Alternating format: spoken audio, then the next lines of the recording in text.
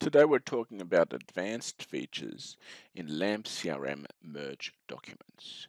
So click on the Developer section, Documents. Let's find the last document we have created, and here it is. The section we want to concentrate on today is the View section. It enables you to view the document the way the reader will see it, or we can look at the code behind. So the code behind has three tabs: Body, Razor, and CSS.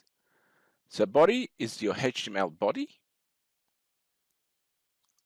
Razor is the Razor code, which is the same syntax as what we use for LampCRM web apps. And then finally, your CSS.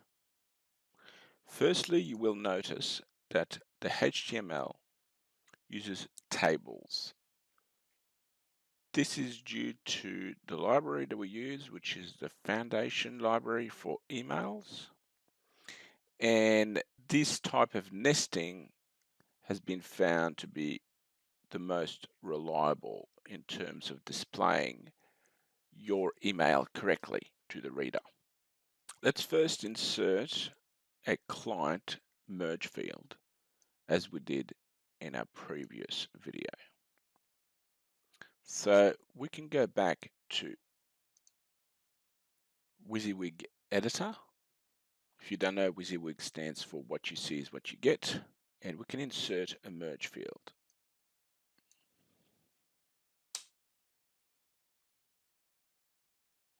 We'll insert the full name. We can save that. Now, if we look at the code this has generated, you will see that you can just type in the merge field without any issues. So with inserting merge field, you can either work through the WYSIWYG editor or the code editor.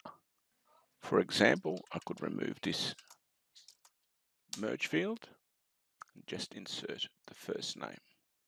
Save that. We can now test, and you will see that the merging is correct. We can also create our own merge fields, and this is what you will use Razor for.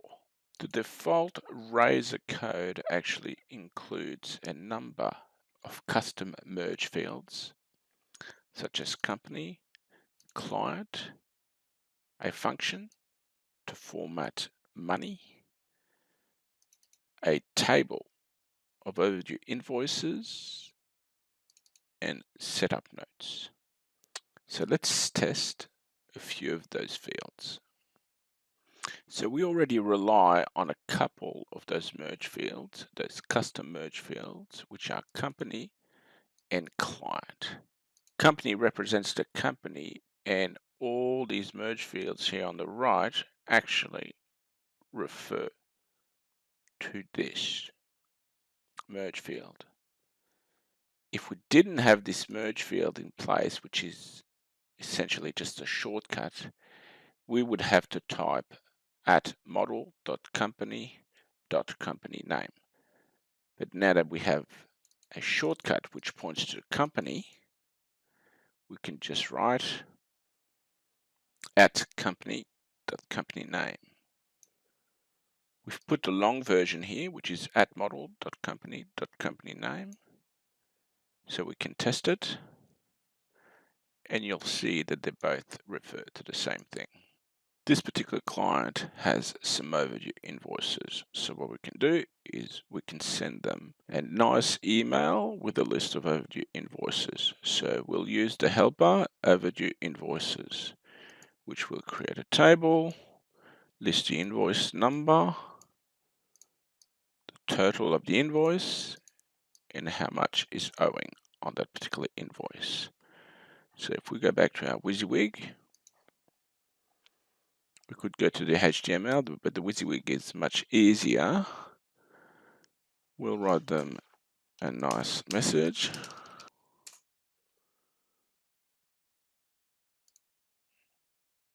So this is how you refer to a helper, at Overdue Invoices and brackets. So now we can test this. Here we go. So this client has got 2 invoices. Now the table doesn't display as I would like, so we can amend it. Go back to your code. Let's have a look at this. So we could choose to do some inline formatting. I'd like to bold the headers. We could amend this code, or we could actually go to the CSS.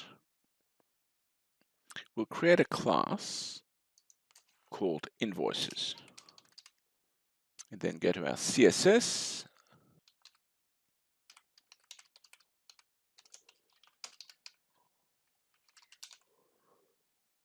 Here we go. Let's test that.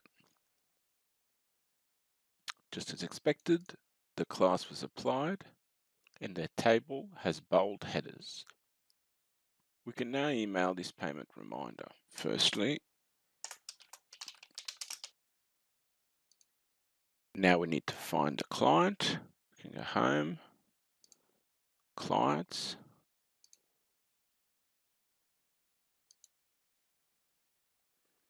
check all the details,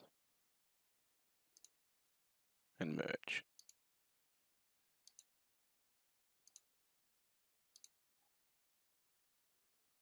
Notification comes up. Now I can go and verify the email. Here it is. Everything looks perfect except one thing. You will notice that a logo is missing. This is because Gmail does not support SVG just yet. So we'll go back and fix that. So I've uploaded a PNG version of the image. I render it at 50 pixels high on the server, and make sure that on the client side it's also just displayed at 50 pixels high. I've saved it, tested it successfully. So now we can go back to the client and email the new version of the letter.